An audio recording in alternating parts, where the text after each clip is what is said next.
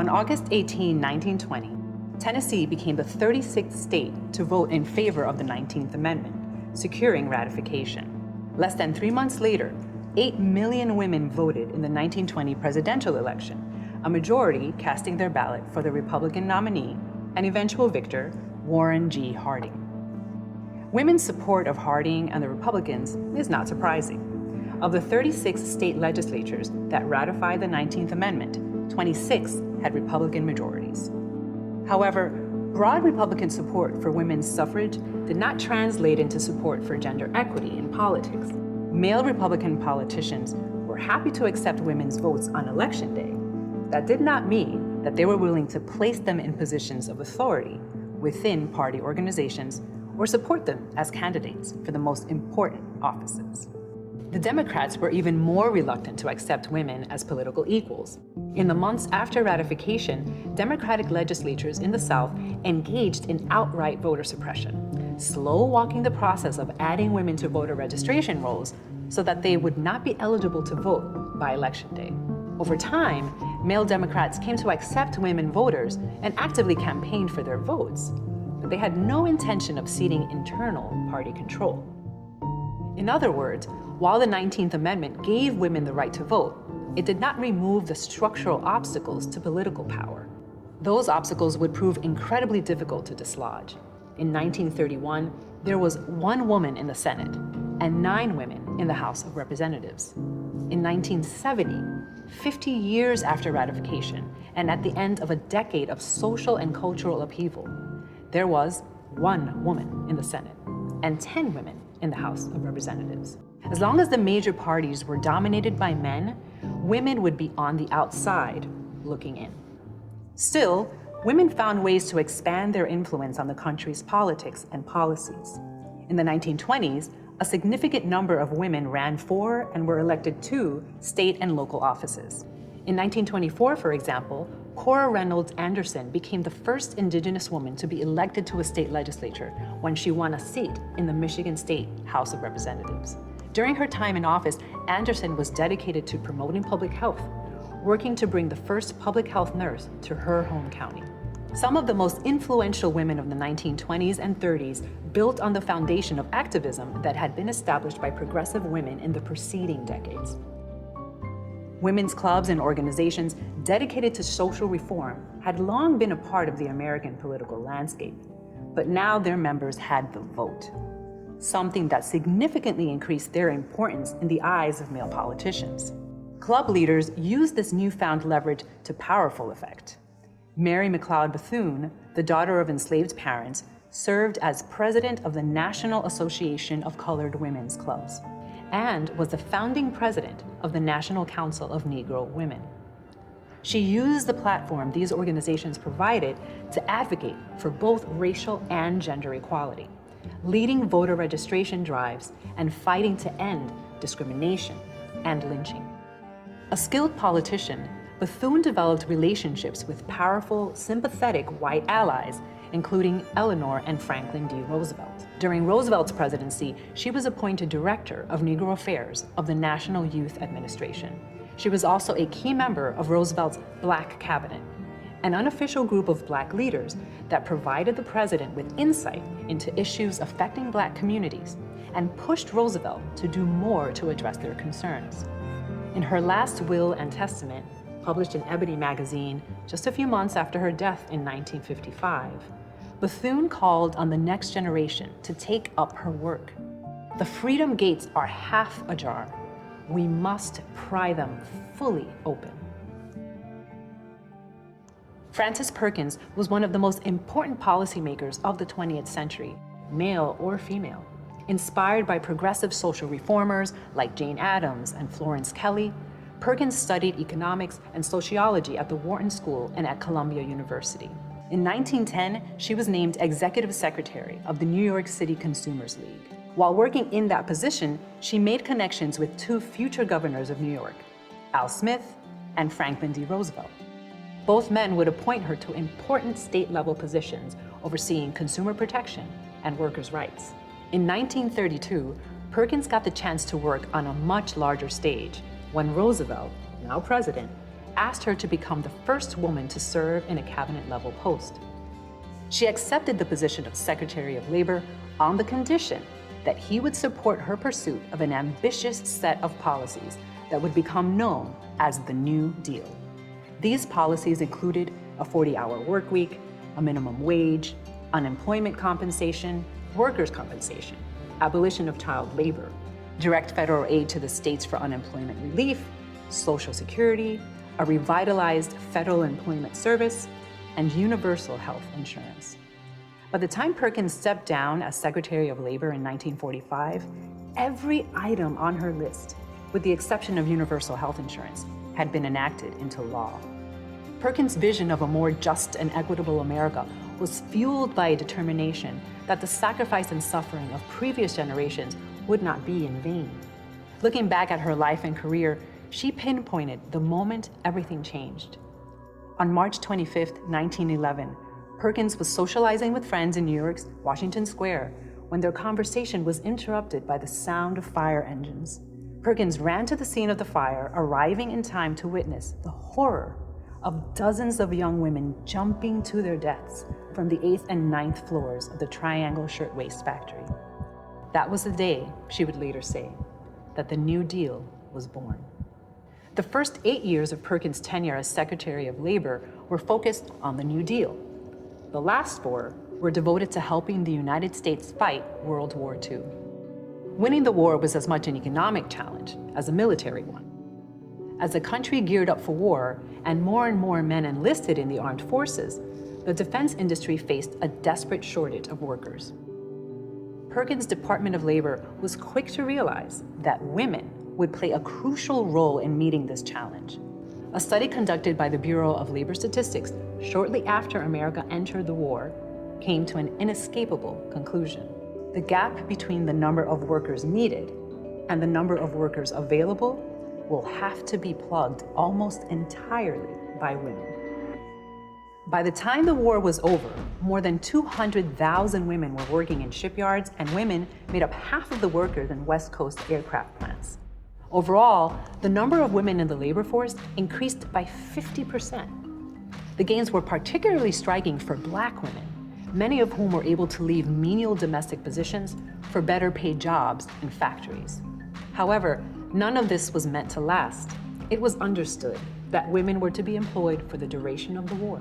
And when the war was over, women across America were forced to give up their factory jobs to men.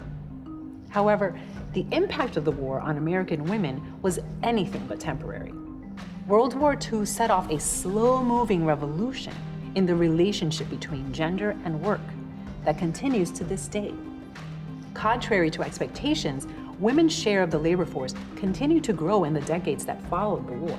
Women may have left their wartime jobs. They did not leave the workplace. The statistics are important, but they don't tell the whole story. For many women, the war proved to be transformative.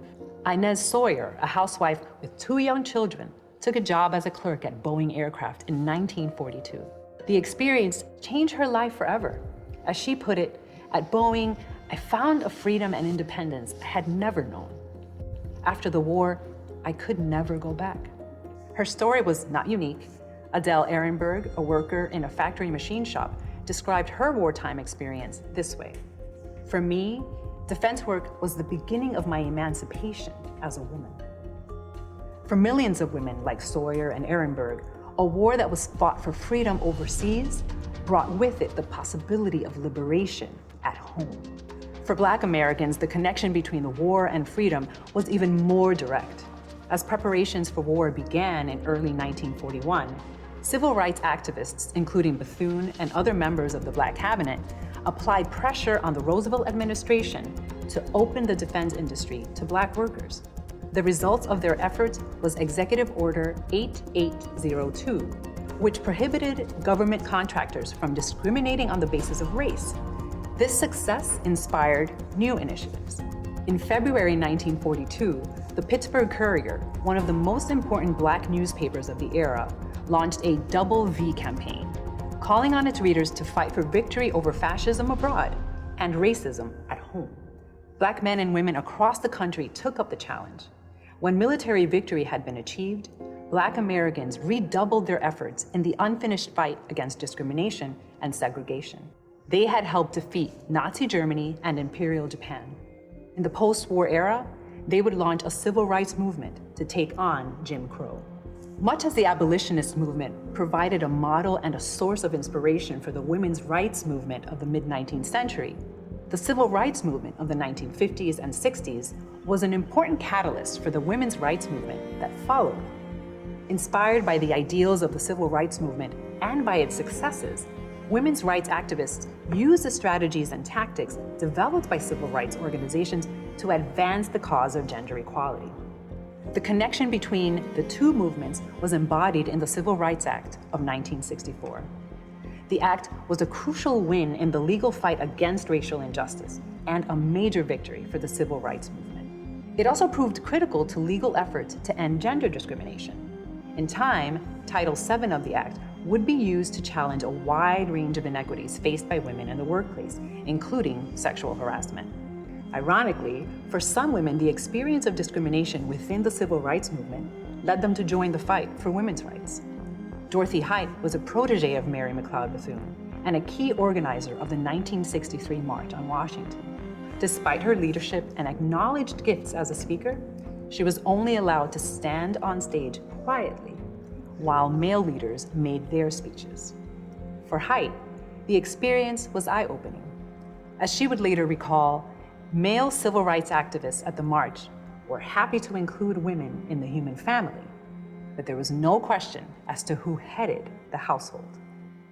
Height would go on to join feminist leaders Betty Friedan and Gloria Steinem in the founding of the National Women's Political Caucus. If the civil rights movement was one source of inspiration for a new wave of women's rights activism, the desire to push back against the rigid gender norms of the 1950s and early 60s was another. Despite the growing number of women in the workplace, or perhaps in reaction to this trend, post-war society celebrated traditional notions of masculinity and femininity. Television shows like Leave It to Beaver and Father Knows Best portrayed an idealized America made up of white, middle-class suburban families supported by a wise, hardworking husband and nurtured by an adoring stay-at-home wife. Young women were under enormous pressure to marry and start their own model families as quickly as possible. Published in 1963, Betty Friedan's The Feminine Mystique spoke directly to the women whose lives and expectations were depicted in such limiting ways. Friedan argued that for many women, the American dream, promoted so relentlessly in entertainment and advertising, was, in fact, a nightmare. In her view, at the heart of the problem was a deep sense of unfulfillment, an unspoken question in the minds of millions of suburban wives. Is this all? Friedan's book became a touchstone for participants in a movement that would come to be known as second-wave feminism. While first-wave feminists had focused on legal rights and the right to vote in particular, second-wave feminists had a much broader agenda. Their goal was equality in its most complete sense, something that was possible only in a society in which gender did not determine a person's social and economic possibilities. For example, the National Organization for Women, founded in 1966 by a small group of feminists, including Friedan, sought to create a fully equal partnership of the sexes. To achieve this objective, now would take on all obstacles, legal, social, and cultural, that prevented women from enjoying equality of opportunity and freedom of choice. In other words, it would directly challenge the legitimacy of traditional patriarchal society. In time, second-wave feminism's ideals of equality and freedom for women would gain mainstream, if not universal, acceptance. This was perhaps the movement's greatest and longest-lasting achievement.